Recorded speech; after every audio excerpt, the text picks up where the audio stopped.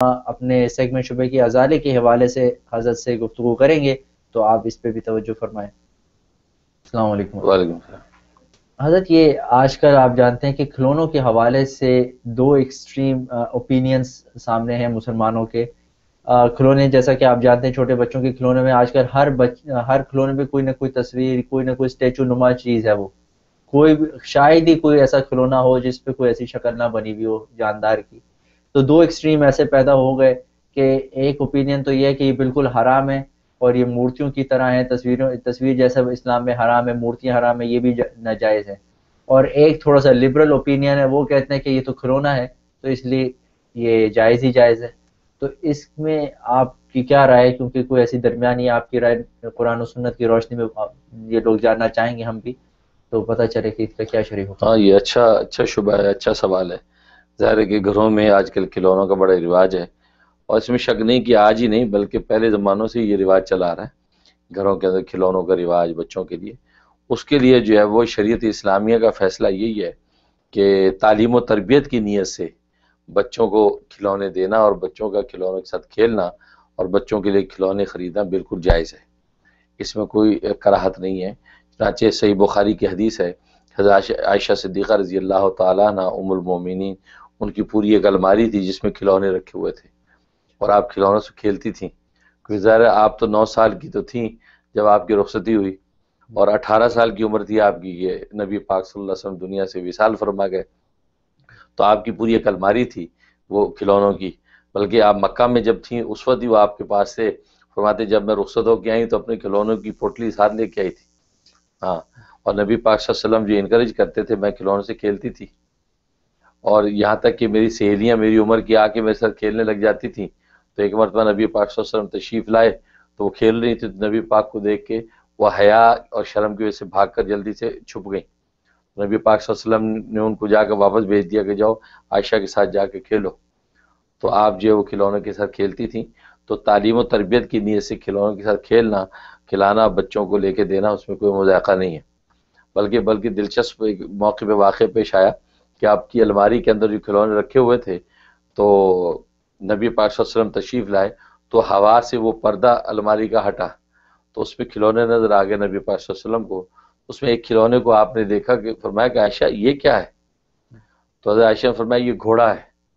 وہ گھوڑے کا اسٹیچو تھا۔ ہاں، یہ گھوڑا ہے۔ تو نبی پاک صلی اللہ علیہ وسلم نے فرمایا کہ اس کے تو پر ہیں، یہ کیسا گھوڑا ہے، اس کے تو پر بنے ہوئے ہیں۔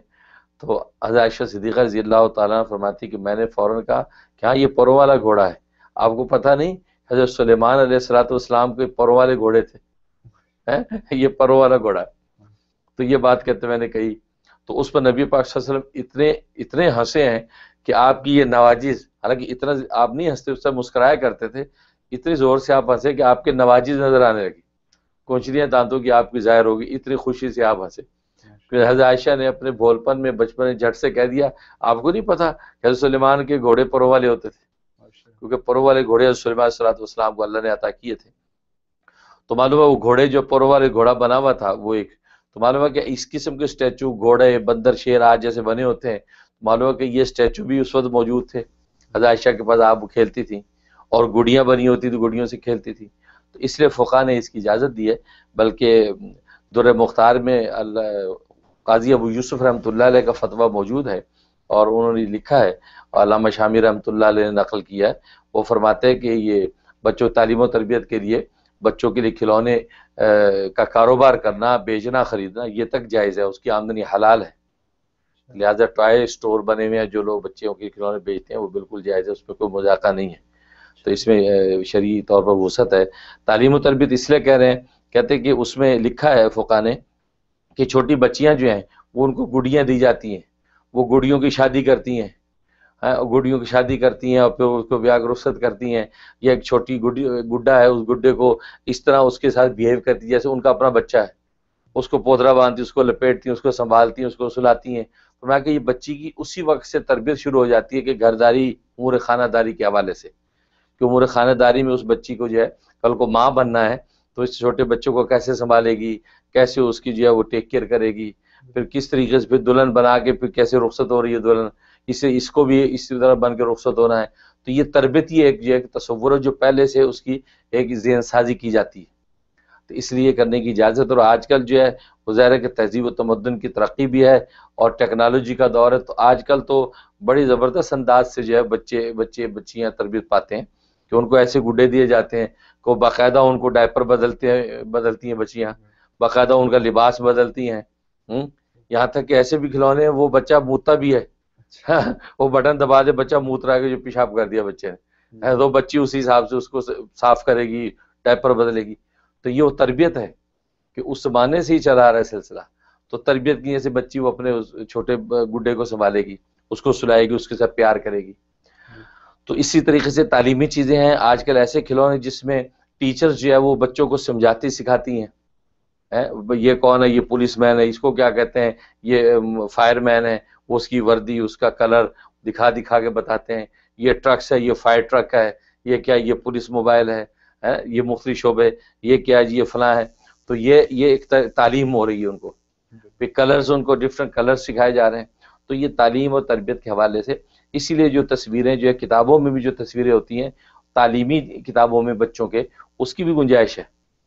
ہاں اس کے اندر تصویریں، بندر بنا ہوا ہے، وہ لکھا جی منکی، یہ منکی ہے، تو بچوں کو دیکھ لیا اچھا یہ منکی ہے، تو اس کو یہ پتہ ہے، منکی سامنے آگے اس کو پتہ ہوگا اچھا اس کو منکی بولتے ہیں۔ ہاں لائن بنا ہوا ہے، ایل فار لائن، یہ شیر بنا ہوا ہے۔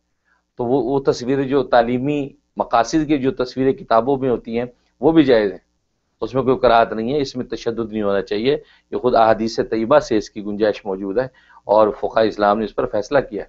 لہٰذا یہ کھلونے اس میں سختی کی ضرورت نہیں ہے کہ بھی وہ اس میں سختی کی جائے جیسے کہ آپ بتا رہے ہیں کہ تشدد کیا جاتا ہے، بلکہ وہ بہت سے تو ایسے ہوتے ہیں کہ وہ کھلونے توڑ دیتے ہیں،